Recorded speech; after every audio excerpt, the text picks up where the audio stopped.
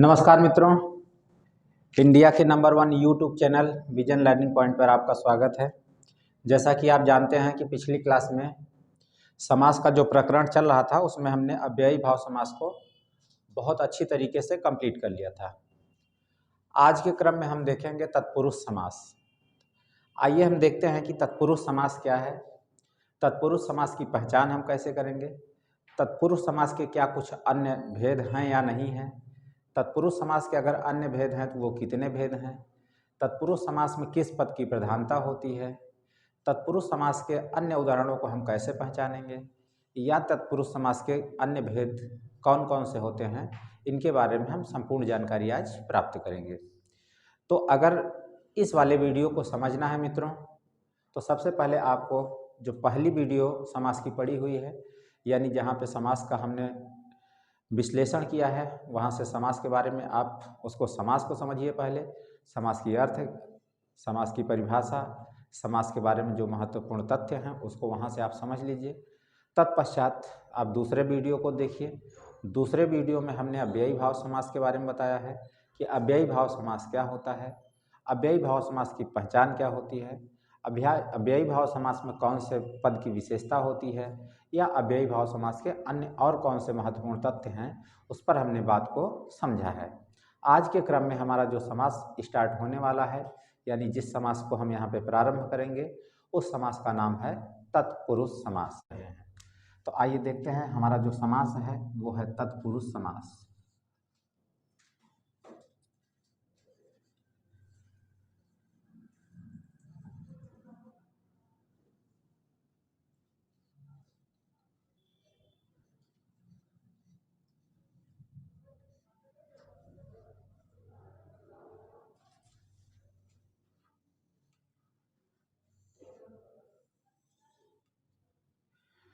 समास की श्रृंखला में तत्पुरुष समास बहुत ही महत्वपूर्ण समास माना जाता है। जैसा कि आप जानते होंगे कि बहुत से जगहों पे आपने पढ़ा होगा, बहुत सी किताबों में आपने पढ़ा होगा कि तत्पुरुष समास में या तत्पुरुष समास की जो परिभाषा होती है कि विभक्तियों का लोप कर दिया जाता है। इसी परिभाषा के अनुसार, इसी समास के गुण के अनुसार हम पूरे समास को क्या कर देते हैं, नाप तौल लेते हैं, और सामान्य अर्थ में यह कह दिया जाता है कि जो तत्पुरुष समास है उसमें विभक्तियों का क्या होता है, लोप होता है। हालांकि ऐसा पूर्ण रूप से सत्य नहीं है, लेकिन यहाँ पे तत्पुरुष समास की प्रधानता को यह इंगित करता है कि तत्पुरुष समास की जो विशेषता होती है उसके आधार पर पूरे समास की विशेषता को परिभाषित कर दिया गया है। तो आइए पहले हम देखते हैं तत्पुरुष समास क्या है। देखिए, तत्पुरुष समास जो होता है इसमें दो पद होते हैं, एक आपका तत् है और एक क्या है, पुरुष है। तो इसमें उत्तर पद की क्या होती है, प्रधानता होती है। सबसे पहले तो हम यही बात समझेंगे, इसमें किसकी प्रधानता होती है, उत्तर पद की प्रधानता होती है। उत्तर पद की प्रधानता, इसमें तत्पुरुष समास में उत्तर पद की क्या होती है, प्रधानता होती है। जब कभी बात आएगी आपके सामने कि तत्पुरुष समास क्या है, तो आप अगर यह भी बता देंगे कि तत्पुरुष समास में उत्तर पद की प्रधानता होती है, तो आपकी परिभाषा 100% सही मानी जाएगी कि तत्पुरुष समास में उत्तर पद की प्रधानता होती है। अब कुछ हमारे मित्रों को यह बात नहीं समझ में आ रही होगी कि सर उत्तर पद क्या है इसमें। तो आइए मित्रों, हम उत्तर पद को समझने के लिए पहले ये बात समझें कि समास जो होता है वह दो पदों से मिलकर के बना होता है, एक पूर्व पद होता है और एक उत्तर पद होता है। जैसे मान लीजिए हम आपके सामने एक एग्जाम्पल रखते हैं, जैसे एग्जाम्पल में है राजपुत्रा या राजपुत्र। अगर मान लीजिए अगर ये राजपुत्र लिखा हुआ है तो आप देख रहे होंगे कि इसमें मुख्य रूप से दो पद हैं, एक पद आपका राज है और दूसरा पद आपका क्या है, पुत्र है। तो आप देख पा रहे होंगे कि पहला पद जो है राज है यह पूर्व में है यानी पहले है, दूसरा पद पुत्र है यानी यह बाद में है यानी यह उत्तर में है। तो हमेशा बाद की स्थिति को हम क्या बोलते हैं, उत्तर बोलते हैं। तो कहने का मतलब है कि सामासिक पद में जो पद बाद में आता है उसे हम क्या कहते हैं, उत्तर पद कहते हैं। अर्थात इसमें उत्तर पद की प्रधानता का क्या मतलब है कि बाद में आने वाले पद की क्या होगी, इसमें प्रधानता होगी। इतनी बात मेरे ख्याल से आपको समझ में आ गई होगी। अगर बात नहीं समझ में आती है तो आइए एक बार हम फिर देखते हैं। तत्पुरुष समास, ये मुख्य रूप से जो हमारे 6 समास होते हैं उसमें दूसरे क्रम पर आने वाला जो समास है अव्ययी भाव के बाद, वह आपका क्या है, तत्पुरुष समास है। तत्पुरुष समास की जो परिभाषा हमारे पुस्तकों में दी गई है उसमें यह बताया गया है कि तत्पुरुष समास में उत्तर पद की प्रधानता होती है। जैसे आपको बताया गया है कि अव्ययी भाव समास में पूर्व पद की प्रधानता होती है, वैसे ही तत्पुरुष समास में उत्तर पद की प्रधानता होती है। तो हमने यहाँ पे बताया कि तत्पुरुष समास में उत्तर पद की प्रधानता होती है। अब यह उत्तर पद क्या है, इस बात को मैंने आपको बताने के लिए यहाँ पे एक एग्जाम्पल लिखा, जो लिखा हुआ है राजपुत्र। तो इसमें 2 शब्द मिलकर के बने हुए हैं, एक शब्द आपका राज है, दूसरा शब्द आपका क्या है, पुत्र है। तो ये जो राज शब्द है ये आपका क्या है, पूर्व पद है। ये क्या है मित्रों, पूर्व पद है। यानी पूर्व पद का मतलब क्या होता है, पहले वाला पद। कौन वाला पद, पहले वाला, पहले वाला पद। यानी कि राजपुत्र में राज पहले आया हुआ है, इसलिए पहले वाला पद है। पहले वाला क्या है, पद है। अब इसी में जो है आपका ये जो पुत्र आया है ये बाद में आया है, यानी इसे ही हम बोलेंगे उत्तर पद बोलेंगे। क्या बोलेंगे मित्रों, उत्तर पद बोलेंगे। इसे हम क्या बोल सकते हैं, बाद वाला, बाद वाला पद, बाद वाला पद। अब यहाँ पे आप इस बात को बहुत अच्छे से समझ गए होंगे कि क्या है उत्तर पद और क्या है पूर्व पद। लेकिन जहाँ पे समस्या आ रही होगी वो क्या आ रही होगी, इस बात को आप समझने की कोशिश करिए और वीडियो को बहुत इत्मीनान से देखिएगा। जितना ही इत्मीनान से देखेंगे, ये मैं आपको वादा नहीं करता हूँ, आपसे पूरा विश्वास दिलाता हूँ कि अगर एक बार अगर वीडियो को आप ईमानदारी से देख लेंगे तो ऐसा कोई तत्पुरुष समास का डाउट नहीं रह जाएगा कि जिसमें आपको किसी दूसरे पुस्तक या किसी दूसरे अध्यापक का सहारा लेना पड़े। हालांकि आप जितनी भी पुस्तक पढ़ेंगे वो आपके लिए बेनिफिशियल है, लेकिन अगर एक बार विश्वास करके अगर इस समास को पढ़ लेते हैं, पूरे वीडियो को बिना स्किप किए हुए पूरे वीडियो को अगर पढ़ लेते हैं तो आपका जो एक जानकारी है वो बहुत उच्च स्तर के लेवल की बढ़ जाएगी। अब बात आती है कि अगर इस समास को हम पढ़ लेते हैं तो क्या हो जाएगा। आप यकीन मानिए मित्रों, अगर इस समास को आप पढ़ लेंगे तो आपको आपकी जो बुद्धि शक्ति है, यानी आपकी जो क्षमता है, आपके ही अगल बगल हजारों लोगों से क्या हो जाएगी, बढ़ जाएगी। उसका फायदा आपको किसी भी एग्जाम में मिल पाएगा। तो आइए देखते हैं उत्तर पद की प्रधानता होती है। अब बात आती है कि सर आप बार बार यह बात इतना फोकस क्यों कर रहे हैं कि यह उत्तर पद की प्रधानता होती है। तो कोई पद अगर लिखा रहेगा तो हम यह बात कैसे जान पाएंगे कि यह उत्तर पद की प्रधानता है इसमें, यानी उत्तर पद प्रधान है अथवा नहीं है, इस बात को हम कैसे जान पाएंगे। तो आइए मित्रों उसी बात को हम यहाँ पे समझाने का प्रयास करते हैं। लेकिन जैसे आप जान रहे हैं कि अगर समझना है हमको कोई चीज़ तो थोड़ा सा हमको बाहर की दुनिया में चलना पड़ता है। तो आइए जैसे हम आपसे एक एग्जाम्पल के माध्यम से अगर बात करें, जैसे अगर हम ये कह दें गंगा, जैसे हम आपसे कह दें गंगा जल, अगर हम आपसे कह दें गंगा जल, अगर हम आपसे बोलें गंगा जल, तो अगर हम यहाँ पे आपसे कह रहे हैं कि गंगा जल, तो आप देख पा रहे होंगे कि यहाँ पे 2 शब्द लिखा हुआ है। एक लिखा हुआ है आपका गंगा और दूसरा लिखा हुआ है जल। एक लिखा हुआ है गंगा और दूसरा लिखा हुआ है जल। ये केवल मैं समझने के लिए अभी इस बात को आपको बता रहा हूँ। तो यहाँ पे लिखा हुआ है गंगा और यहाँ पे लिखा हुआ है जल। अब हम कैसे जानेंगे कि ये गंगा जल में जल की प्रधानता है। आमतौर पे मेरा भाई जो है, जो पहली बार पढ़ रहा होता है, उसके दिमाग में यही आता है कि भाई जल तो जल है, वो कहीं का भी जल हो, ठीक है, लेकिन अगर गंगा जल की अगर बात कर रहे हैं तो गंगा का ही जल होना चाहिए, अर्थात गंगा नदी का ही जल होना चाहिए। अगर हम यमुना जल की बात करें तो यमुना नदी का ही जल होना चाहिए। अगर मैं घाघरा नदी की बात करता हूँ, घाघरा का जल की अगर बात करता हूँ, तो घाघरा नदी का ही जल होना चाहिए। तो आप यहाँ सोचेंगे कि सर यहाँ पे तो प्रधानता गंगा की है, तो गंगा की प्रधानता नहीं है मित्रों। आप उसको समझने की एक बार कोशिश करें, गंगा की प्रधानता यहाँ पे क्यों नहीं है, इस बात को आप समझने की कोशिश करें। एक आपकी क्रिया होती है जिसे हम बोलते हैं संस्कृत में आनय क्रिया। क्या होती है? आनय क्रिया। आनय क्रिया होती है संस्कृत में। इसका अर्थ होता है ले आना। इसका अर्थ क्या होता है? ले आना। यानी कि किसी चीज को ले आने के परिप्रेक्ष्य में जो क्रिया लगाई जाती है उसे हम क्या कहते हैं? आनय क्रिया कहते हैं। जैसे आप अगर बचपन की बात को अगर याद करें, अगर खास तौर से अवध प्रांत के अगर आप निवासी हों, तो अगर बचपन की बात याद करें, अगर कोई व्यक्ति अगर किसी नई नवेली दुल्हन को अगर लेने जाता था, यानी उसके मायके से बुलाने जाता था, तो अवधि में बोलते हैं कि गए हैं दुल्हन को लेने, यानी दुल्हन आनय, इस तरह से बोलते हैं। तो यानी कि ये क्या हो जाएगा? आनय का मतलब होता है ले आना।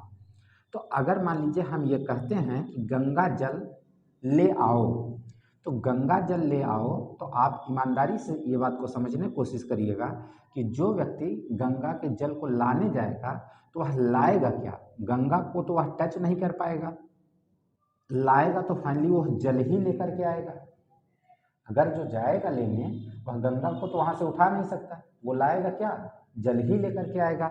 इसलिए यहाँ पे जल की क्या हो जाएगी? प्रधानता हो जाएगी। जल की क्या हो जाएगी? प्रधानता हो जाएगी। प्रधानता। अब अगर मान लीजिए कि वह गंगा को भी उठा करके ले आता तो गंगा की प्रधानता तो समझ में आती थी, लेकिन अगर वह ले आएगा आपके पास तक, अगर जैसे मान लीजिए समझिए यहाँ पे, अगर मान लीजिए यहाँ पे एक व्यक्ति राम है, ठीक है ना, और एक व्यक्ति श्याम है, ठीक है, श्याम है। राम ने श्याम से कहा जाओ गंगा जल लेकर के आओ, तो राम जाएगा अगर गंगा जल लेने, तो राम ने श्याम से कहा जाओ गंगा जल लेके आओ, तो श्याम अगर गंगा जल लेने जाएंगे तो वहां से गंगा को थोड़ी उठा करके ले आएंगे, वहां से तो जल ही उठा करके ले आएंगे। इसका मतलब प्रधान क्या हो गया? जल ही प्रधान हो गया। वो चाहे जल का कहीं का भी हो, गंगा में अगर वही जल बह रहा है तो वो गंगा का जल है, और अगर यमुना में बह रहा है तो वही यमुना का है, सिंधु में बह रहा है तो वही सिंधु का है। तो यहाँ पे आप देख रहे होंगे कि जो वहाँ पे प्रधानता है वो किसकी हो रही है? जल की हो रही है। क्योंकि अगर कोई व्यक्ति अगर जाएगा टच करेगा तो जल को ही तो टच करेगा, गंगा को थोड़ी टच कर पाएगा, यानी जल को ही टच करेगा, यानी जल को हुआ ले आएगा। अगर पीने की बात कही जाएगी तो वह गंगा को नहीं पिएगा, वह जल को ही पिएगा। अगर मान लीजिए पवित्रता की बात अगर कही जाएगी तो गंगा यहाँ जल से ही पवित्र होगा। कोई चीज धुला जाएगा तो वह किससे पवित्र होगा? जल से ही पवित्र होगा। तो इसलिए यहाँ पे प्रधानता जो हो गई है किसकी हो गई है? जल की हो गई है। और जल जो है यहाँ पर ये पूर्व पद और ये उत्तर पद, दो पद लिखे गए हैं जिसमें जल क्या है? उत्तर पद है। इसके माध्यम से हम ये कह सकते हैं कि तत्पुरुष समास में जो है उत्तर पद की प्रधानता होती है। मेरे ख्याल से मित्रों इतनी बात आपको समझ में आ गई होगी। अगर इतने पे भी बात नहीं समझ में आती है तो आइए एक एग्जाम्पल से हम और समझने का प्रयास करते हैं। जैसे मान लीजिए कि यहाँ पे एक एग्जाम्पल लिखा हुआ है आपका राजपुत्र। एक एग्जाम्पल लिखा हुआ है यहाँ पे मित्रों राजपुत्र। अब बात करते हैं कि राजपुत्र क्या है। तो राजपुत्र का मतलब क्या है? जो राजा के यहाँ जन्म लिया होगा, यानी राजा का जो पुत्र होगा वही तो राजपुत्र होगा, ठीक है। तो इसका यह मतलब है कि यहाँ पे राजा और पुत्र दो लोग हैं, यानी कि राजा जो है ये पूर्व पद है और पुत्र जो है वह उत्तर पद है। अगर मान लीजिए हम ये कहते हैं कि राजपुत्र की हत्या हो गई, तो इसका क्या मतलब है? भाई हत्या किसकी हुई है? राजा के पुत्र की हुई है। तो फाइनली अगर आप देखते हैं तो उसका जो भी बेटा होगा यानी जो भी पुत्र होगा तो उस व्यक्ति की हत्या हुई है, न कि राजा की हत्या हुई है। तो यानी कि जो यहाँ पे प्रधानता दिखाई जा रही है वह किसकी दिखाई जा रही है? यानी उस व्यक्ति की प्रधानता दिखाई जा रही है जिसकी हत्या हुई है। यानी यहाँ पर भी आपका क्या हो गया? पुत्र प्रधान हो गया। तो इन दो उदाहरणों से हम यह बात समझ सकते हैं कि तत्पुरुष समास में उत्तर पद की प्रधानता होती है। इतनी बात मेरे ख्याल से आपको समझ में आ गई होगी। अगर इतनी बात समझ में आ जाती है मित्रों, हम आगे की चर्चा शुरुआत करते हैं। आइए देखते हैं आगे इसकी क्या होता है।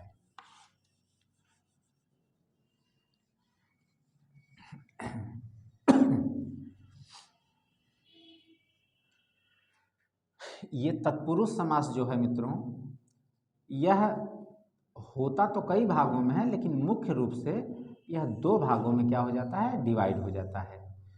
होने के लिए तो इसके तमाम भेद बताए गए हैं, लेकिन मुख्य रूप से इसको कितने भागों में बांटा गया है, दो भागों में बांटा गया है। पहले भाग को क्या कहते हैं, इसको हम समझते हैं। दूसरे भाग को क्या कहते हैं, उसको हम समझते हैं। पहले भाग को हम कहते हैं समान समान अधिकरण। क्या बोलते हैं, समान अधिकरण तत्पुरुष। पहले भाग को हम क्या बोलेंगे भाइयों, समान अधिकरण तत्पुरुष बोलेंगे, तत्पुरुष, समान अधिकरण तत्पुरुष बोलेंगे। दूसरे भाग को हम बोलेंगे वि अधिकरण, यानी कि जब यहाँ पे संधि हो जाएगी, यण संधि हो जाएगी, तो वि अधिकरण, जैसे यहाँ पे लिखा हुआ है वि प्लस अधिकरण, अधिकरण, ये बी प्लस अधिकरण लिखा हुआ है, तो आप ये जान रहे हैं कि यह यहाँ पे एक संधि होगी जो कि यण संधि कही जाती है। अगर यण संधि हो जाएगी तो यह बी अधिकरण जो है वो क्या बन जाएगा, आपका व्यधिकरण बन जाएगा। ये क्या बन जाएगा, व्यधिकरण बन जाएगा। इतनी बात मेरे ख्याल से आपको समझ में आ गई होगी मित्रों कि बी अधिकरण को हम क्या बोल सकते हैं, व्यधिकरण बोल सकते हैं। बी का मतलब होता है असमान और अधिकरण का मतलब होता है आधार, और यहाँ पे समान का मतलब होता है एक समान और अधिकरण का मतलब होता है आधार। तो यानी कि यहाँ पर जो पूर्व पद और उत्तर पद, क्योंकि हम जानते हैं कि समास में दो पद होते हैं, एक आपका पूर्व पद होता है और एक आपका उत्तर पद होता है। तो पूर्व पद और उत्तर पद दोनों की स्थिति एक ही आधार पर होगी, यानी कि समान अधिकरण में होगा। अभी मैं इस पर चर्चा करता हूँ कि एक ही आधार क्या है, लेकिन यहाँ पे अगर मैं बात करता हूँ वि अधिकरण तत्पुरुष की अगर बात करता हूँ, तो बी का मतलब होता है असमान और अधिकरण का मतलब होता है आधार। यानी इसका मतलब यह हो गया कि व्यधिकरण तत्पुरुष में आधार की समानता नहीं होती है। अब बात अगर हम करते हैं कि आपको समझने के लिए मैं थोड़ा सा संस्कृत में ले चलता हूँ। जैसे मान लीजिए मित्रों, कहीं लिखा हुआ है राज्ञः पुरुषः, क्या लिखा हुआ है, राज्ञः पुरुषः लिखा हुआ है। तो अगर राज्ञः पुरुषः लिखा हुआ है तो आप यह अगर जान पा रहे होंगे तो ये राज्ञः जो है, यह जो है राजा शब्द का जो है षष्ठी विभक्ति एक वचन का रूप है, षष्ठी विभक्ति और एक वचन का रूप है। और ये पुरुषः जो है प्रथमा विभक्ति एक वचन का रूप है। प्रथमा विभक्ति किसका, एक वचन का रूप है। तो यहाँ पे देखिए ये तो घात है, ये तो घात है, ठीक है, लेकिन आधार क्या है, आधार यह 6 है, आधार क्या है, 1 है, ठीक है ना। यहाँ पे आधार 6 है, यहाँ पे आधार क्या है, 1 है। तो इसका मतलब है कि इसका आधार अलग है, इसका आधार अलग है, इसलिए यह क्या हो जाएगा, व्यधिकरण में चला जाएगा। और अगर मान लीजिए कि ये भी षष्ठी का होता, ये भी षष्ठी का होता, तो इसका मतलब समान अधिकरण होता। ये षष्ठी का नहीं होगा, वो अलग की बात है कि ये भी प्रथमा में रहता है, ये भी प्रथमा में रहता है। अगर मान लीजिए कि कोई ऐसा एग्जाम्पल है जिसमें पहला पद भी प्रथमा में रहे, और दूसरा पद भी प्रथमा में रहे, तो जब पहला पद और दूसरा पद दोनों प्रथमा में रहेंगे तो आप देखिए आधार समान हो जाएंगे कि नहीं समान हो जाएंगे। जैसे यहाँ पे 6 और 1 लिखा था तो आधार जो है अलग अलग थे, लेकिन यहाँ पे 1 और 1 लिख दिया जाएगा तो यहाँ पे आधार क्या हो जाएंगे, आपके समान हो जाएंगे। इसलिए इसे हम क्या बोलते हैं मित्रों, समान अधिकरण तत्पुरुष बोलते हैं। इतने बात में आपको कोई डाउट नहीं होनी चाहिए। अगर इतने बात में कोई डाउट हो रही होगी तो आप कमेंट करके वीडियो को देख लीजिएगा, कमेंट करके उसमें आप जो भी आपकी ज़रूरत होगी, जो बात आपको नहीं समझ में आई होगी, आप उसको बताइएगा, हम आपको क्लास के बाद तुरंत उसका जवाब दे देंगे, ठीक है। आइए देखते हैं। अब ये जो समान अधिकरण तत्पुरुष है मित्रों, इसमें इसी को जो है, इसी को हम एक अन्य नाम से जानते हैं, जो बहुत ही प्रतिष्ठित नाम है, जो अपने नाम के लिए बहुत ही प्रसिद्ध है, जो खास तौर से परीक्षा का यानी किसी भी एग्जाम का बहुत फेवरेट यानी बहुत ही प्रिय समास है, जहाँ से हर बार क्वेश्चन आता है। इसी समान अधिकरण तत्पुरुष को हम बोलते हैं कर्मधारय। क्या बोलते हैं? कर्मधारय। कर्मधारय, कर्मधारय बोलते हैं। लेकिन आप ये देख पा रहे हैं कि यह है तो किसका भेद? तत्पुरुष का भेद है, इसलिए इसे हम कर्मधारय तत्पुरुष भी कह सकते हैं। हालांकि कर्मधारय समास को स्वतंत्र समास के रूप में मान्यता प्राप्त है। तो आप अगर चाहें इसको तो कर्मधारय तत्पुरुष बोल सकते हैं, तत्पुरुष बोल सकते हैं। अगर आप इसको नहीं चाहते हैं कर्मधारय तत्पुरुष बोलना, तो आप इसको केवल और केवल क्या बोल सकते हैं? कर्मधारय भी बोल सकते हैं। इसमें किसी भी प्रकार की कोई समस्या नहीं होगी। कर्मधारय, कर्मधारय समास आप ऐसे भी इसको क्या कर सकते हैं? बोल सकते हैं। ठीक है। तो इसमें जो आधार होगा वह प्रथमा विभक्ति का होगा, यानी कि पूर्व पद का, और जो दूसरे पद का आधार होगा वो भी प्रथमा विभक्ति का होगा। तो यानी कि कर्मधारय तत्पुरुष समास को हम कर्मधारय समास भी बोल सकते हैं। लेकिन यह है किसका भेद मित्रों? यह है किसका भेद? तत्पुरुष समास का भेद है। तो यहाँ तक की बात मेरे समझ में आ गई होगी। अब मैं पहले इसके बारे में समझ लेता हूँ, फिर आगे की कहानी को क्या करूँ? शुरुआत करता हूँ। ये जो आपका वि अधिकरण तत्पुरुष है, यह मूल रूप से 6 भागों में क्या हो जाता है? विभक्त हो जाता है। आइए इसको हम मिटा करके थोड़ी सी बात ऊपर से लिखना शुरू करते हैं, जिससे आपको ज़्यादा समझ में आए। यहाँ से समझ में आएगा। ये है आपका वि अधिकरण, वि प्लस अधिकरण यानी अधिकरण, यानी इसे हम यहाँ पे यण संधि हो जाएगी हमारी, तो ये क्या बन जाएगा आपका? व्यधिकरण, व्यधिकरण बन जाएगा। और जैसा कि आप जान रहे होंगे कि वि अधिकरण का मतलब वि माने असमान, अधिकरण माने आधार, यानी जिसका आधार असमान होता है उसे हम क्या कहते हैं? व्यधिकरण समास कहते हैं। ये भी किसका भेद है? तत्पुरुष का भेद है। इसलिए हम इसको बोल क्या सकते हैं? व्यधिकरण। यहाँ पे आप दूसरे कलर से मैं लिख दे रहा हूँ, तत्पुरुष। इसे हम क्या बोल सकते हैं? व्यधिकरण तत्पुरुष। मेरे ख्याल से यहाँ तक आपको कोई डाउट नहीं होना चाहिए। अगर किसी भी प्रकार का कोई अगर डाउट होता है तो आप निसंदेह उसको कमेंट बॉक्स में लिखिए, उसका जवाब तुरंत दिया जाएगा टीम के द्वारा। अब देखिए, ये हमारा जो व्यधिकरण तत्पुरुष है, मुख्य रूप से यह 6 भागों में विभक्त कर दिया जाता है। तो पहले भाग को, जो इसका पहला भाग है मित्रों, उसे हम बोलते हैं द्वितीया तत्पुरुष। उसे हम क्या बोलते हैं? द्वितीया, द्वितीया तत्पुरुष। उसे हम क्या बोलेंगे? द्वितीया तत्पुरुष बोलेंगे। उसे कौन सा हम समास बोलेंगे? द्वितीया तत्पुरुष बोलेंगे। अब जो हमारा ये दूसरा इसका भाग है, इसे हम बोलेंगे तृतीया तत्पुरुष, यानी तृतीया, तृतीया तत्पुरुष, तृतीया तत्पुरुष। जो इसका तीसरा भेद है उसको हम बोलेंगे चतुर्थी, चतुर्थी,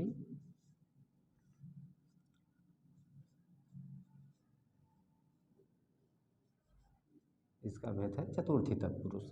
जो इसका चौथा भेद है इसे हम बोलेंगे मित्रों पंचमी तत्पुरुष। क्या बोलेंगे मित्रों? पंचमी तत्पुरुष बोलेंगे। बहुत इत्मीनान से समझिए, पूरी जानकारी आपको डिटेल यहाँ पे बताई जा रही है। पंचमी तत्पुरुष।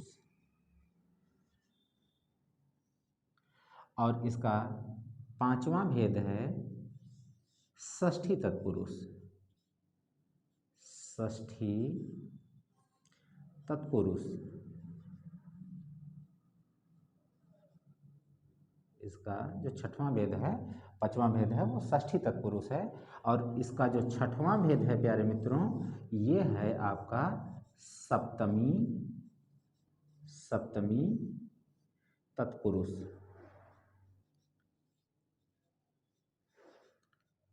सप्तमी तत्पुरुष। तो आप देख लीजिए यहाँ पे सप्तमी तत्पुरुष तक लिख दिया गया है।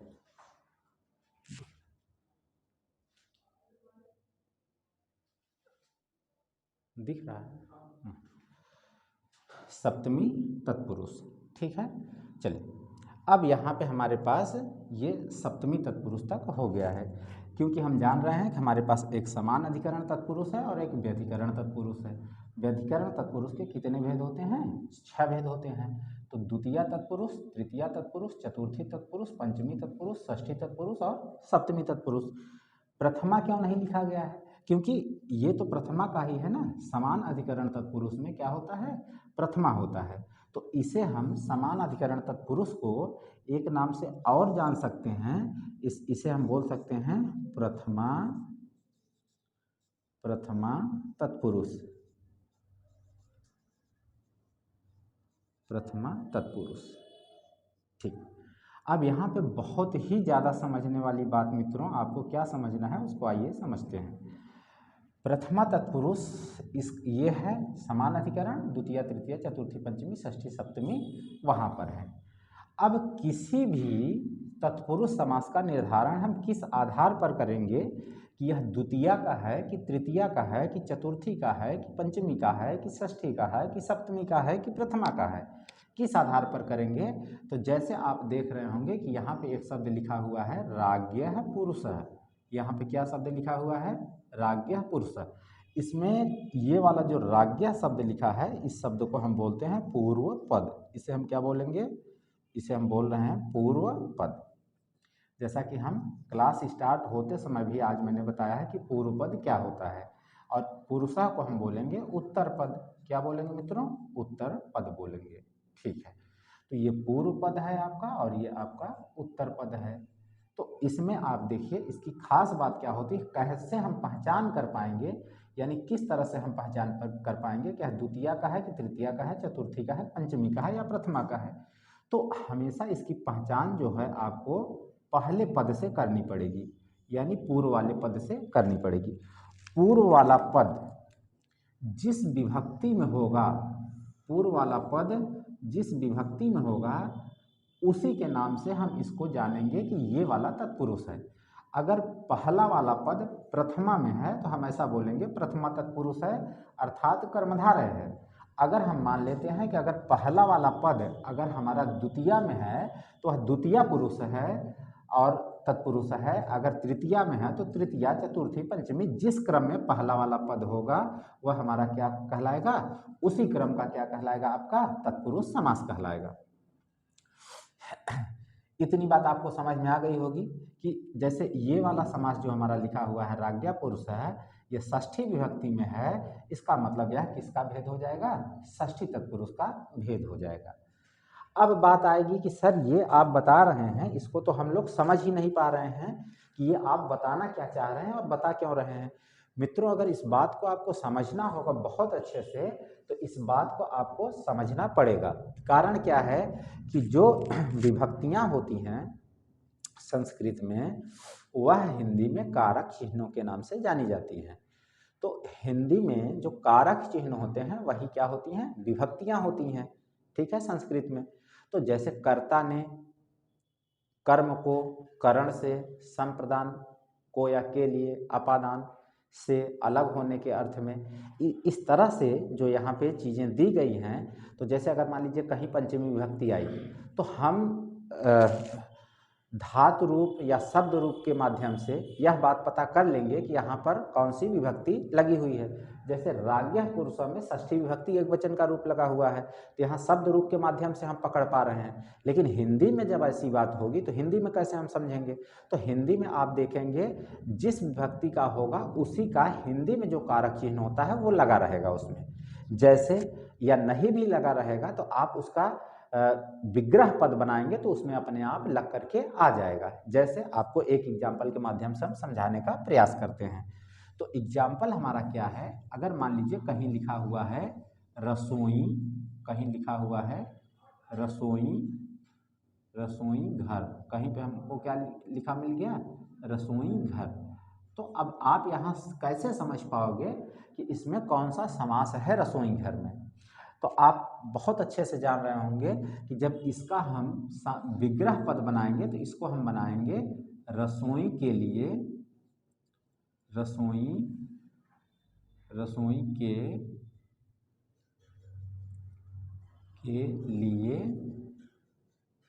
लिए घर।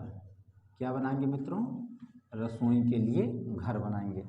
तो यहाँ पे आप देख रहे होंगे कि ये जो के लिए शब्द आया हुआ है, के लिए जो शब्द आया है, अगर उसको बहुत अच्छे से अगर आप जानते होंगे विभक्तियों के बारे में, तो चतुर्थी जो तत्पुरुष होता है तो चतुर्थी के लिए आता है, यानी संप्रदान के लिए आता है के या को लिए, ठीक है ना, सॉरी, चतुर्थी तत्पुरुष के लिए आता है के लिए चिन्ह, ठीक है। तो इसका मतलब है कि यहाँ पे ये के लिए चिन्ह जो है यह बात निश्चित कर दे रहा है कि यह किसका है? चतुर्थी तत्पुरुष का है। अगर बात नहीं समझ में आई है तो एक बार से हम फिर से समझ लेते हैं। यहाँ पे लिखा हुआ है रसोई घर। रसोई घर एक सामासिक पद है। इस सामासिक पद को जब हम विग्रह युक्त करेंगे, यानी जब इसको हम अलग अलग करेंगे, तो यहाँ पे एक विभक्ति सूचक चिन्ह लिख करके आ रहा है, रसोई के लिए घर। ये के लिए जो विभक्ति सूचक चिन्ह है, यानी जो कारक चिन्ह है, ये चतुर्थी विभक्ति यानी संप्रदान कारक के लिए आती है। तो जब संप्रदान के लिए आती है तो संप्रदान का क्या होता है चिन्ह? के लिए चिन्ह होता है। तो यानी कि ये जो के लिए आ गया है, यह बात निश्चित कर दे रहा है यह किसका है? चतुर्थी का है। बात समझ में आ गया? अगर इतनी बात समझ में आ गई है तो हम अब एक एक समास का यहाँ पे क्या करते हैं, क्रमवार जो है इसका विश्लेषण शुरू करते हैं। अब मित्रों यहाँ पर इस वाले पोर्शन को अभी हमको स्टार्ट नहीं करना है।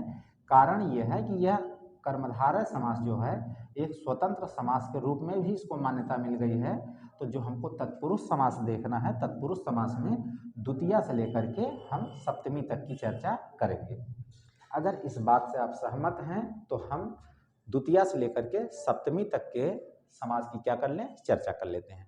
आइए एक बार इसका विस्तार से इसका क्या करें, हम लोग एनालिसिस करते हैं। आइए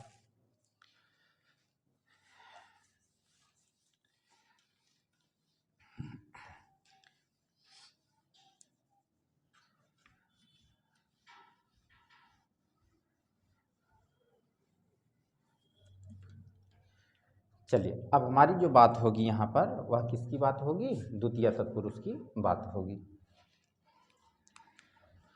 तो देखिए इसके बारे में हम क्या क्या समझ सकते हैं। अगर एक के बारे में हम समझ लेते हैं तो उसी आधार से हम द्वितीया, तृतीया, चतुर्थी, पंचमी, षष्ठी, सप्तमी सब के लिए हम समझ लेंगे। तो देखिए अगर हम द्वितीया की बात करते हैं तो आप समझ पा रहे होंगे कि इसको हम लिख देते हैं द्वितीया। द्वितीया तत्पुरुष, पूरी बात हम लिख देते हैं पहली बार में, द्वितीया तत्पुरुष समास। क्या लिख देंगे? द्वितीया तत्पुरुष समास। ये पूरी बात हमने क्या कर लिया है, लिख लिया है इसके नाम के लिए।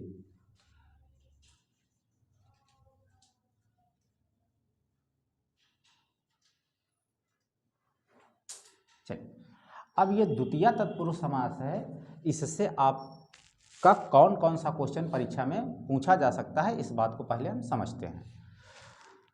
द्वितीया तत्पुरुष को आप ये जानते होंगे, अगर कारक चिन्ह अगर थोड़ा बहुत जानते होंगे तो द्वितीया तत्पुरुष को हम क्या कहते हैं? जैसे कर्ता प्रथमा है, कर्म द्वितीया है, तो द्वितीया तत्पुरुष को हम क्या कहते हैं? कर्म कारक भी कहते हैं। क्या बोलते हैं? कर्म कारक बोलते हैं, कर्म कारक। तो आपसे पूछेगा कि द्वितीया तत्पुरुष को और किस नाम से जाना जाता है, यानी और किस नाम से जाना जाएगा, तो कर्म कारक के नाम से जाना जाएगा, यानी कि कर्म तत्पुरुष के नाम से भी जाना जा सकता है। अगर द्वितीया तत्पुरुष कहीं पे अगर आपको विकल्प में न दिया हुआ हो तो उसको कर्म कारक या कर्म तत्पुरुष भी कह सकते हैं। क्या कह सकते हैं? कर्म तत्पुरुष, कर्म तत्पुरुष भी कह सकते हैं। तो आपको किसी नाम से परहेज नहीं होना चाहिए, सारे नामों को आपको क्या करना है, समझना पड़ेगा यहाँ से। तो चाहे इसको हम द्वितीय तत्पुरुष समास कहें, चाहे कर्म कारक तत्पुरुष समास कहें, चाहे कर्म तत्पुरुष समास कहें, जो आपकी इच्छा होगी उसको आप इसको कह सकते हैं। अब इसमें तीसरी बात क्या पूछेगा कि इसके लिए जो चिन्ह होता है यानी कि कर्म कारक के लिए वो चिन्ह क्या होता है, यानी द्वितीय तत्पुरुष समास का जो चिन्ह होता है वो क्या होता है। तो जैसे आप जानते हैं कर्ता ने कर्म को, तो यानी कि यहाँ पे जो कर्म कारक का चिन्ह होता है वो क्या होता है, को होता है। क्या होता है मित्रों, को होता है। तो ये जो को शब्द है हमारा, यह इसका क्या है, कारक चिन्ह है। इसको आप लिख लीजिए। तो ये आपका लिखा हुआ है चिन्ह। अब देखिए कुछ मित्रों को ये बात समझ में आ रही होगी कि यहाँ पे सर ने गलत लिख दिया है, चिन्ह लिख दिया है, जबकि होना चाहिए क्या, चिन्ह है। तो इस बात को अपने दिमाग से निकाल दीजिए। हमेशा वर्तनी के दृष्टिकोण से आपका क्या होगा, चिन्ह ही सही होगा। अब इतनी बात हमने इसके बारे में बताया क्यों, इतनी बार मैंने इसके बारे में सीखा क्यों, तो आप ये जान लीजिए कि तत्पुरुष समास की परिभाषा बताते समय हमने एक बात को वहाँ पे रोक रखा था। इसलिए रोक रखा था कि जब हमारा ये क्रम आएगा तब हम वहाँ पर चीज़ें आपको क्या करेंगे, विस्तार से बताएंगे। तो अब आ गया है वो समय विस्तार से जानने का। तो आइए देखते हैं इस बात को हम कैसे समझ पाएंगे। तो हमारा जो ये समझने वाला विषय है क्या है, उसको आइए समझते हैं। तत्पुरुष समास की परिभाषा बताते समय एक बात वहाँ पे मैंने बताया था, जहाँ उत्तर पद की प्रधानता होती है उसे हम क्या कहते हैं, तत्पुरुष समास कहते हैं। लेकिन तत्पुरुष समास से या प्रत्येक समास से लगी हुई एक बात और समझ लीजिए। समास की परिभाषा में प्रायः एक उदाहरण दिया जाता है कि जहाँ पर विभक्तियों का लोप होता है वहीं पे क्या होता है, सामासिक पद बनता है। तो यहाँ पर क्या होता है, विभक्तियों का लोप होता है सामासिक पद बनाते समय। तो यहाँ पे हम परिभाषा के रूप में लिखेंगे, क्या लिखेंगे, सामासिक पद, सामासिक पद बनाते समय, पद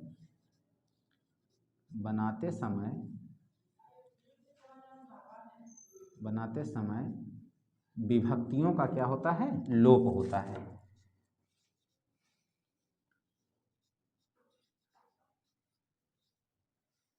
विभक्ति का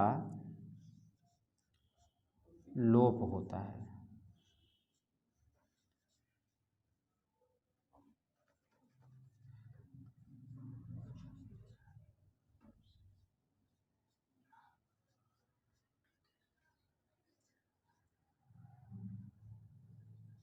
विभक्ति का लोप होता है, यानी कि आप देख पा रहे होंगे कि किसी भी समास के लिए बात मैंने लिखा है कि सामासिक पद बनाते समय विभक्ति का क्या कर दिया जाता है, लोप कर दिया जाता है।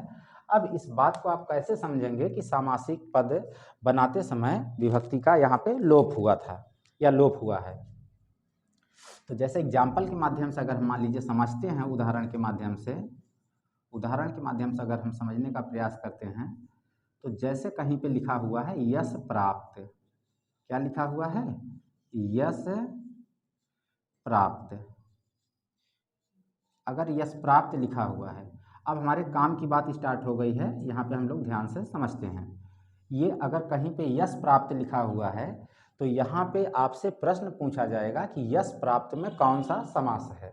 तो यश प्राप्त में ऐसे तो पता नहीं चल पाएगा कि कौन सा समास है, तो हम इसको क्या करेंगे, विग्रह युक्त इसका पद बनाएंगे। तो विग्रह युक्त पद बनाते समय आप जैसे जान रहे होंगे कि यश प्राप्त किसे कहेंगे, इसका जब विग्रह बनाएंगे तो ये बनेगा यश को प्राप्त, यानी यश को प्राप्त, यश को प्राप्त। अब ये हो गया यहाँ पे यश को प्राप्त। तो आप देख रहे हैं कि ये आपका विग्रह युक्त पद है, यह आपका सामासिक पद है। तो सामासिक पद बनाते समय ये जो बीच में यहाँ पे ये चिन्ह आया हुआ है, यानी जो को चिन्ह आया हुआ है, इसका मैंने क्या कर दिया है, लोप कर दिया है विग्रह पद बनाते समय। इसीलिए सामासिक पद बनाते समय, इसीलिए कहा जाता है कि सामासिक पद बनाते समय विभक्तियों का क्या कर दिया जाता है, लोप कर दिया जाता है। तो यश को प्राप्त, यानी यश प्राप्त को हम क्या बोल सकते हैं, यश को प्राप्त। यह आपका सामासिक पद है, यह विग्रह युक्त पद है। जब इसको हम सामासिक पद में कन्वर्ट करेंगे तो यहाँ से यह विभक्ति सूचक चिन्ह गायब हो जाएगा। और जब हम इस सामासिक पद को विग्रह युक्त चिन्ह में बनाएंगे, यानी कि विग्रह युक्त बनाएंगे, तो इसमें यह सामासिक पद आ जाएगा। अब यह जो पद आया हुआ है यानी जो चिन्ह आया हुआ है, अगर ये द्वितीया का चिन्ह आया है, तृतीया का, चतुर्थी का, पंचमी का, षष्ठी का, सप्तमी का, जो भी चिन्ह आया है वह यह बात को निर्धारित कर देगा कि यह द्वितीया का है कि तृतीया का है कि चतुर्थी का है। अगर यहाँ पे को आया है इसका मतलब यह कर्ता ने कर्म को यानी द्वितीया का यह चिन्ह आया हुआ है, इसका मतलब यह यश प्राप्त जो आपका उदाहरण है यह किसका हो जाएगा, द्वितीया तत्पुरुष समास का उदाहरण हो जाएगा। ये उदाहरण नंबर आपका 1 रहा है। अब बात आती है कि अगर सर प्रश्न पत्र में अगर द्वितीया तत्पुरुष नहीं दिया रहेगा तो हम यश प्राप्त को किस समास के अंतर्गत रखेंगे। तो अभी अभी मैंने पीछे देखा है कि तत्पुरुष समास का जो 2 भेद होता है, समान अधिकरण और व्यधिकरण, तो व्यधिकरण समास का जो आगे 6 भेद होते हैं उसी में आपका क्या है, द्वितीय तत्पुरुष है। तो अगर द्वितीय तत्पुरुष नहीं दिया है तो वह भेद किसका है, तत्पुरुष का भेद है, इसलिए हम यश प्राप्त को किस में रख सकते हैं, तत्पुरुष समास में रख सकते हैं। इतनी बात समझ में आ गई है। चलिए अब इसके अगले एग्जाम्पल को देखते हैं, जैसे सुखप्रद, दूसरा इसका एग्जाम्पल है सुख, क्या है, सुखप्रद। तो इसका जब हम विग्रह युक्त पद बनाएंगे तो क्या बनाएंगे, सुख को प्रदान करने वाला,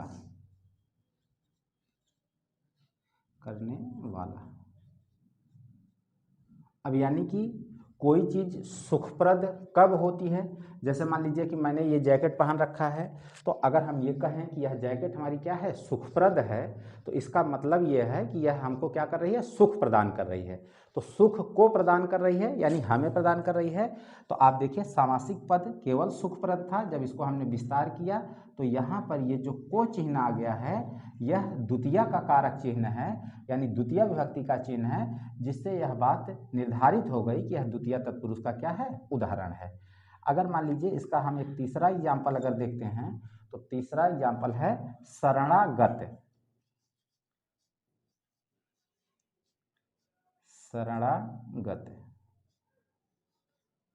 इसको हम लिख सकते हैं शरण को गया हुआ, ठीक है ना।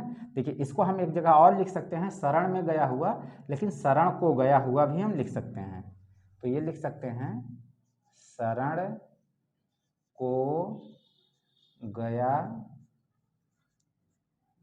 हुआ,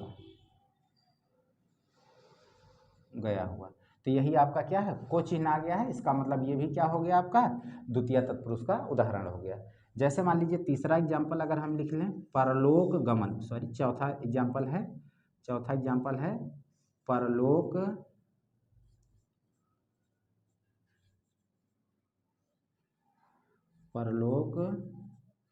गमन। तो इसका मतलब आप समझ पा रहे होंगे, परलोक को गया हुआ, परलोक को गया हुआ। इसको हम ऐसे भी बोल सकते हैं परलोक को गया हुआ या परलोक जाने वाला। पर का मतलब क्या होता है, दूसरे, लोक माने होता है जगह, यानी दूसरे लोक को जाने वाला, यानी दूसरी जगह को जाने वाले को हम क्या बोलते हैं, परलोक गमन बोलते हैं। जैसे मान लीजिए इसके अगले एग्जाम्पल की ओर अगर हम चलते हैं, ऊपर से एग्जाम्पल लेना शुरू कर देते हैं। जैसे मान लीजिए अगला जो 5वां एग्जाम्पल है हमारा वो है चितचोर।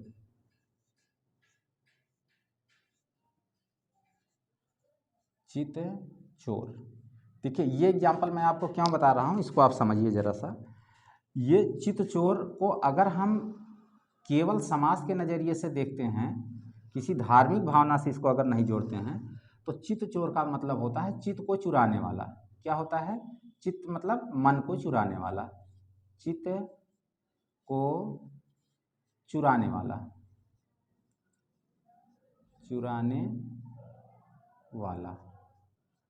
अब ये चित्त को चुराने वाला यानी मन को चुराने वाला, तो यहाँ पे को चिन्ह आ गया है, इसका मतलब यह क्या हो जाएगा, द्वितीय तत्पुरुष का भेद हो जाएगा, यानी द्वितीय तत्पुरुष हो जाएगा। लेकिन अगर इसको अगर थोड़ा सा और हम विश्लेषित करें तो चित्त को चुराने वाले अर्थात भगवान श्री कृष्ण को कहा जाता है। तो जहाँ पर न तो पहले पद की न तो दूसरे पद की प्रधानता है बल्कि किसी अन्य पद की प्रधानता हो जाती है, वहाँ पर हम क्या कर सकते हैं, इसको बहुव्रीहि समास में भी रख सकते हैं। हालांकि वो प्रकरण वहाँ का है, विकल्प के अनुसार यह निश्चित होगा कि चित्तचोर को हम किस में रखेंगे। जो एग्जामिनर आपको विकल्प बनाएंगे वो ये बात जानते हैं कि चित्तचोर जो है वह तत्पुरुष का भी भेद हो सकता है और वह बहुव्रीहि का भेद हो सकता है। तो वह विकल्प में दोनों जगह पे चित्तचोर और बहुव्रीहि और तत्पुरुष नहीं रहेगा। तो इसलिए आपको यहाँ दोनों जगह बात को समझना जरूरी है। जैसे अगला एग्जाम्पल अगर हम लेते हैं, ठीक है, मनोहर।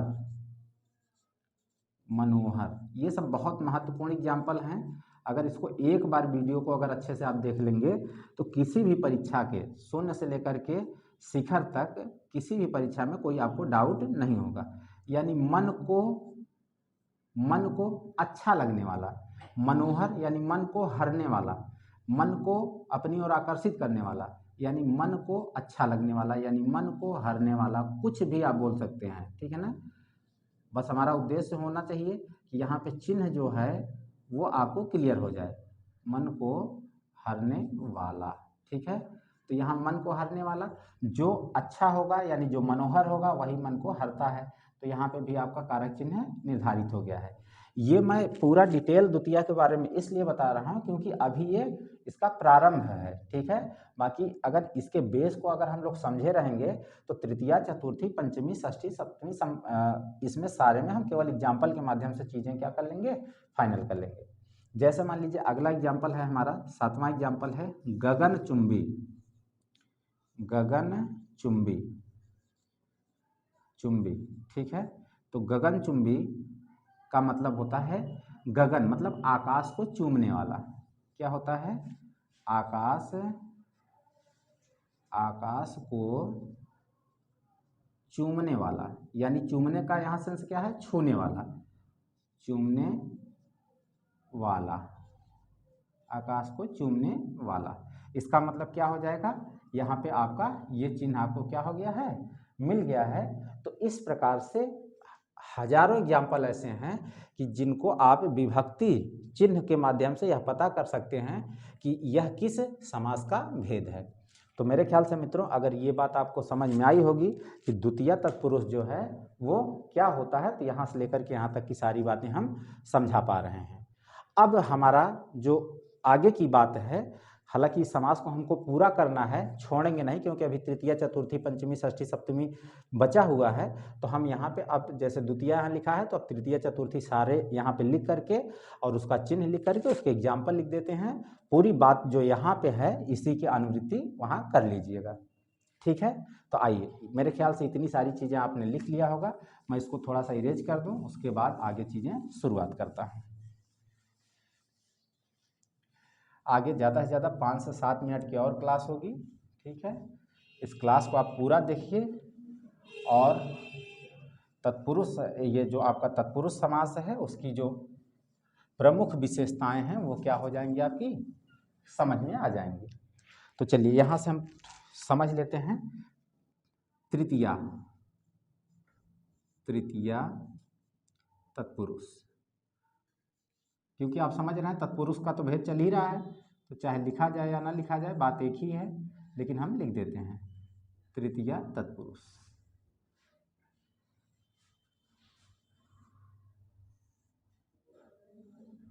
ये बॉक्स थोड़ा सा बड़ा इसलिए बना रहे हैं कि यहाँ पे इसका कारक चिन्ह और इसका दूसरा नाम दोनों लिख देते हैं।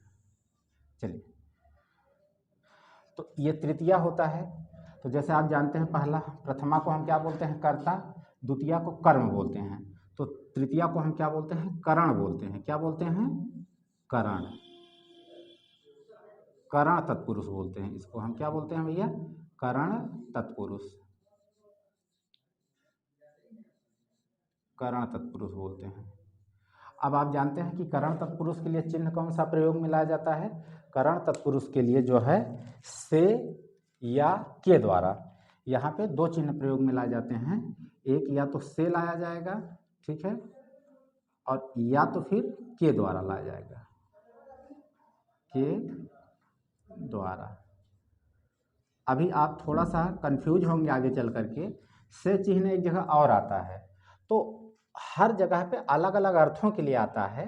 तो वहाँ पे जो आएगा पंचमी में वो अलग होने के अर्थ के लिए आएगा, यहाँ पे जो आएगा वो अपने अर्थ के लिए आ रहा है। तो आप इस बात को समझें जरा सा, कैसे ये आपके लिए ज़्यादा बेहतर होगा। हालांकि 100% वो बात लागू नहीं होती है, लेकिन आपकी एक समझ विकसित करने के लिए यहाँ पे आप समझ लीजिए थोड़ा सा। जैसे करण लिखा हुआ है, जैसे मान लीजिए मैं इस मार्कर से इस बोर्ड पर लिख रहा हूँ, तो इसका मतलब किसी न किसी उपकरण से लिख रहा हूँ।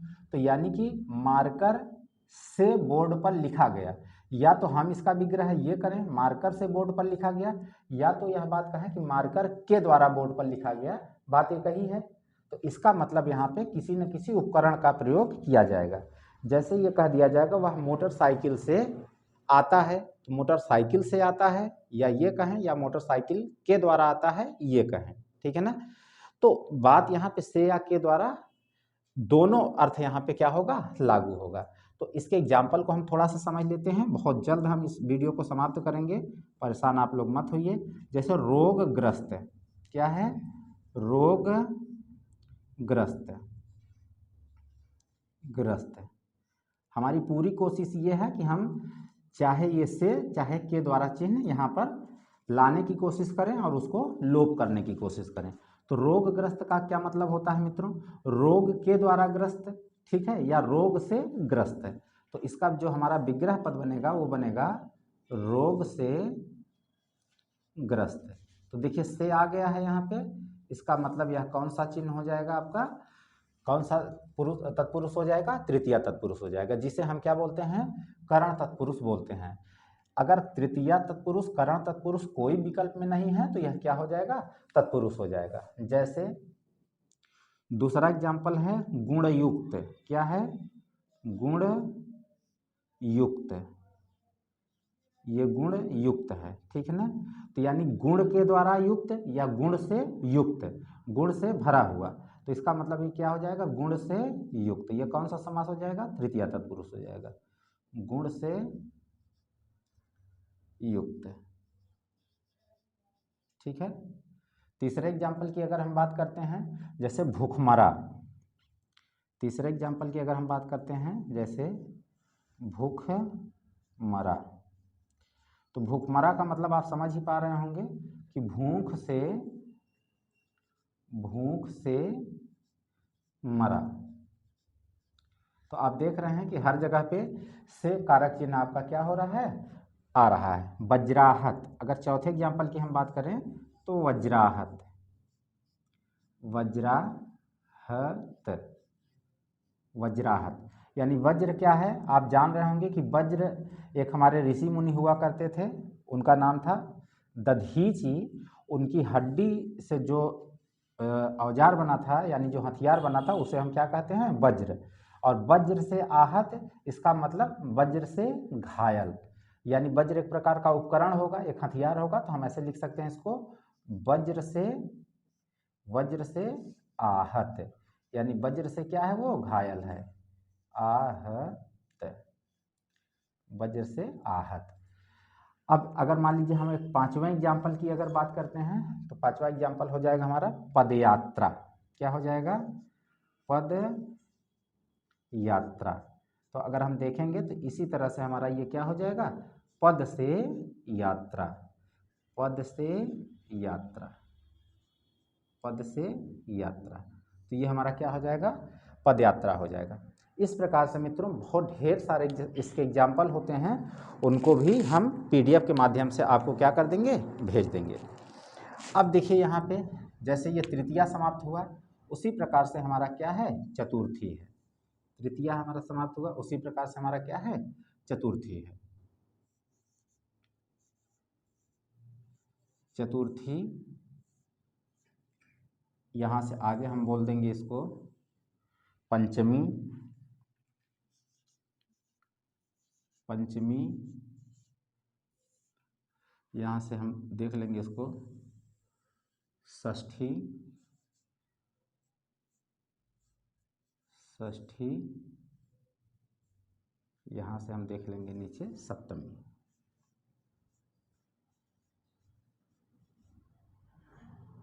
ठीक है, तो इसके लिए अगर हम देखेंगे जो हमारा यहाँ पे कारक चिन्ह आएगा चतुर्थी, बाकी तत्पुरुष आप जोड़ लीजिएगा,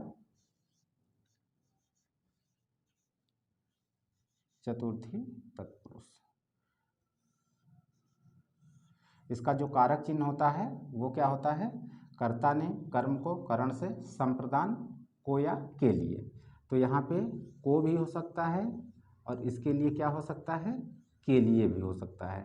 तो आपको मूल रूप से यहाँ पे को दिखेगा या के लिए दिखाई देगा।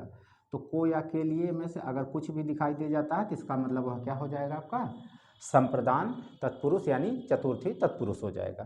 तो इसे हम और किस नाम से जानते हैं, इसे हम क्या बोलेंगे, संप्रदान, संप्रदान तत्पुरुष, इसे हम जानेंगे संप्रदान तत्पुरुष के नाम से जानेंगे। आइए इसके 2-4 एग्जाम्पल हम कर लेते हैं, उसके बाद हमारी जो है आगे की कहानी शुरू होती है। उदाहरण नंबर 1, अगर हम बात करते हैं उदाहरण नंबर 1 की, तो जैसे मान लीजिए लिखा हुआ है यज्ञशाला, क्या लिखा हुआ है, यज्ञशाला। यज्ञशाला हमारा क्या है, ये शब्द है, ये कैसा पद है, सामासिक पद है। तो इसका जब हम विग्रह बनाएंगे तो विग्रह बनेगा यज्ञ के लिए स्थान यानी यज्ञ के लिए घर, क्या बनेगा, यज्ञ के लिए घर। तो यहाँ पे आप देख पा रहे होंगे कि ये जो चिन्ह आ रहा है ये कौन सा चिन्ह आ रहा है, चतुर्थी तत्पुरुष का यानी चतुर्थी विभक्ति का चिन्ह आ रहा है को या के लिए। तो इसके माध्यम से यज्ञशाला को हम क्या बता सकते हैं, आपका कौन सा तत्पुरुष है, इसमें चतुर्थी तत्पुरुष है।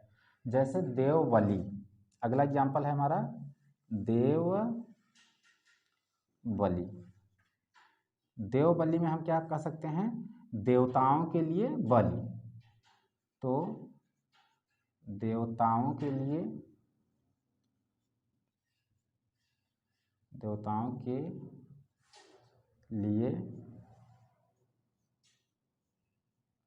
बलि, ठीक है ना, देवताओं के लिए क्या हो जाएगा, बलि हो जाएगा। जैसे एक बहुत महत्वपूर्ण एग्जाम्पल है आपका, इससे तीन जगह बनता है, उसको आप समझिए। ये लिखा हुआ है आपका डाक गाड़ी, क्या लिखा हुआ है, डाक गाड़ी, बहुत ही महत्वपूर्ण एग्जाम्पल है, इसको जरा समझने का प्रयास एक बार जरूर करें। देखिए 3 चीज़ें होती हैं, उसको हम बाहर कहीं समझा देते हैं। एक होता है आपका रेलगाड़ी, रेलगाड़ी, दूसरा होता है डाक गाड़ी, क्या होता है, डाक गाड़ी, तीसरा होता है आपका बैलगाड़ी, क्या होता है, बैलगाड़ी। ये बहुत महत्वपूर्ण है मित्रों, इसको जरूर समझिए, बैलगाड़ी। तो इसमें बड़ी विशेषता क्या है, इसका विग्रह पद बनाने में सबसे खास विशेषता होती है। तो ये जो रेलगाड़ी लिखा हुआ है इसका मतलब होता है, ये आप जानते होंगे योग रूढ़ शब्द है ये जो है रेल अंग्रेजी का शब्द है, गाड़ी हिंदी का शब्द है, तो दोनों से मिल करके जो है ये यहाँ पे क्या हो गया है, रेलगाड़ी बन गया है। तो रेल का मतलब अगर बच्चों आप जानते होंगे तो रेल का मतलब अंग्रेजी में होता है पटरी। जैसे ये रेलगाड़ी ऐसे चलती है ना, इस पर चलती है, तो रेल का मतलब होता है पटरी। तो पटरी पर चलने वाली गाड़ी को हम बोलते हैं रेलगाड़ी। और डाक गाड़ी का मतलब होता है ऐसी गाड़ी जो डाक को ले करके जाए, उसे क्या कहते हैं, डाक गाड़ी बोलते हैं। तो इसको हम कह सकते हैं डाक के लिए जो गाड़ी हो, यानी डाक का मतलब आप समझते हैं कोई चिट्ठी ले जाना या कोई सामान चिट्ठी चौपाती वाला एक जगह से दूसरी जगह ले जाना, वह क्या होता है, डाक गाड़ी। तो डाक के लिए गाड़ी, इसका मतलब क्या हो जाएगा, यह इसका विग्रह पद बनेगा डाक के लिए गाड़ी, तो यह बन जाएगा आपका चतुर्थी तत्पुरुष। तो ये हो जाएगा आपका डाक के लिए गाड़ी, के लिए गाड़ी। तो डाक के लिए जब गाड़ी आ जाएगा तो ये क्या हो जाएगा, आपका चतुर्थी हो जाएगा। ये बैलगाड़ी का मतलब क्या हो जाएगा, बैल से चलने वाली गाड़ी। तो आप देख रहे हैं तृतीया में ये बहुत महत्वपूर्ण एग्जाम्पल है, इसको हम एक तृतीया में भी लिख सकते हैं। तो बैल से चलने वाली गाड़ी या बैल के द्वारा चलने वाली गाड़ी को हम यहाँ रख लेंगे, बैलगाड़ी। तो ये हो जाएगा बैल से चलने वाली गाड़ी।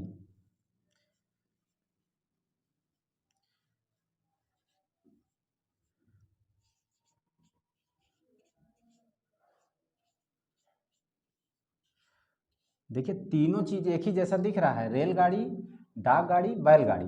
तो रेलगाड़ी का मतलब रेल पर चलने वाली, यानी पटरी पर चलने गाड़ी वाली, सप्तमी विभक्ति में होता है, में पर, ठीक है ना, सप्तमी विभक्ति में होता है, तो ये सप्तमी विभक्ति का है।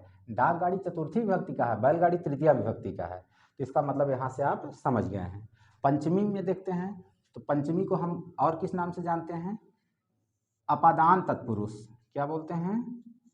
अपादान। आप याद किए होंगे बचपन में, अपादान पंचमी, अपादान तत्पुरुष।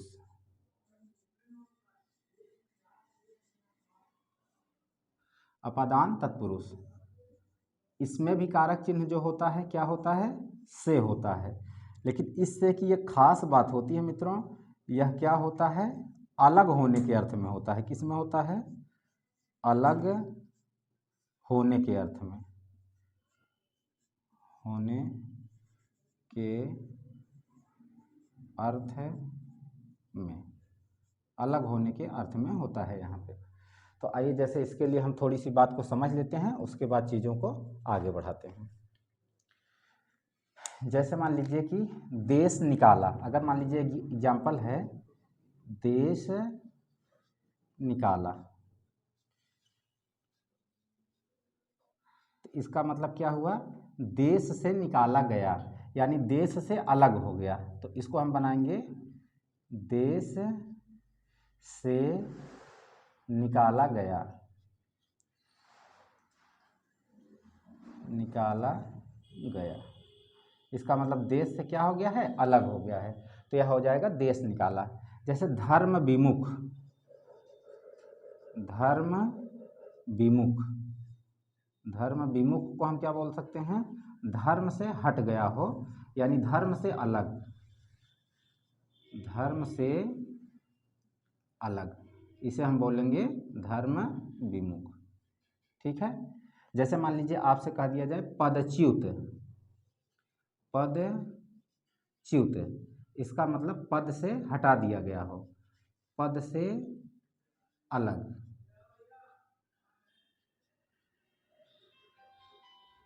पद से अलग। ठीक है।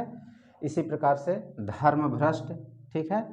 एक बहुत महत्वपूर्ण है जिसे हम आज देख लेते हैं, ऋण मुक्त, ऋण मुक्त। ये खूब परीक्षा में पूछा गया है मित्रों, ऋण मुक्त में कौन सा समास है? तो आपको इसको आज हम समझा देते हैं। ऋण मुक्त में क्या है? जैसे मान लीजिए आज आपने किसी से क्या लिया है? ऋण लिया हुआ है, और उसको आप दे देंगे, तो जो उसका आपका ऋण लेने के साथ जुड़ाव था, उससे आप क्या हो जाएंगे? अलग हो जाएंगे। तो ऋण से क्या हो जाएंगे? मुक्त हो जाएंगे। यानी ये हो जाएगा ऋण से मुक्त। क्या हो जाएगा? ऋण से मुक्त।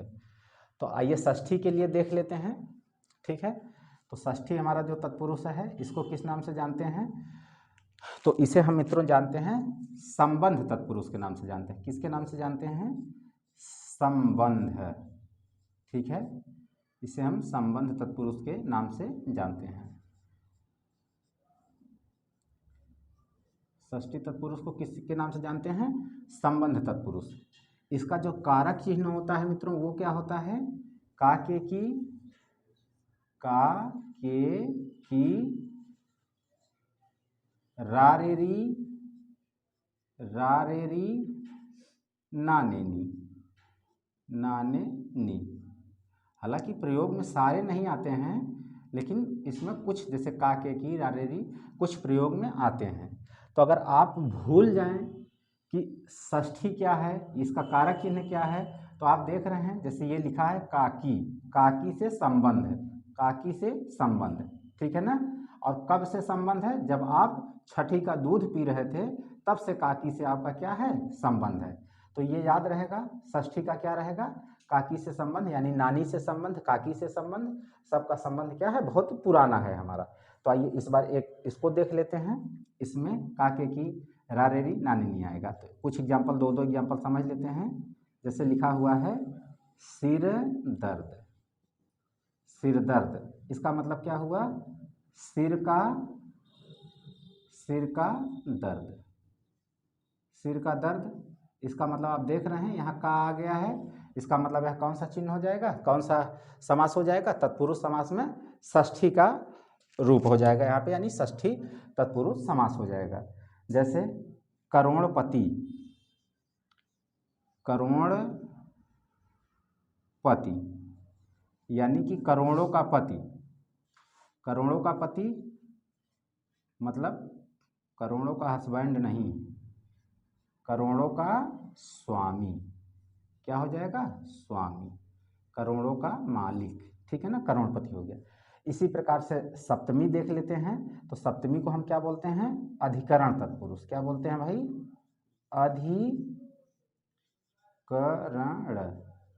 अधिकरण तत्पुरुष, ठीक है ना। तो अधिकरण तत्पुरुष इसको हम जानते हैं, इसका क्या होता है कारक चिन्ह? में पय पर, में पय पर, इसका क्या होता है? में पय पर चिन्ह होता है, इसे हम अधिकरण तत्पुरुष कहते हैं। जैसे बहुत महत्वपूर्ण एक एग्जाम्पल है वन में वास, यानी वन वास, अगर वनवास कह दें, ठीक है ना, तो वनवास का मतलब क्या होता है? जो वन में निवास करता है, तो इसे हम कह सकते हैं जंगल में वास, यानी वन में वास, ठीक है ना, वन में वास, ठीक है। इसी प्रकार से हम रणकुशल कह सकते हैं, यानी रण में कुशल, रण कुशल, कुशल में रण में कुशल, रण में कुशल।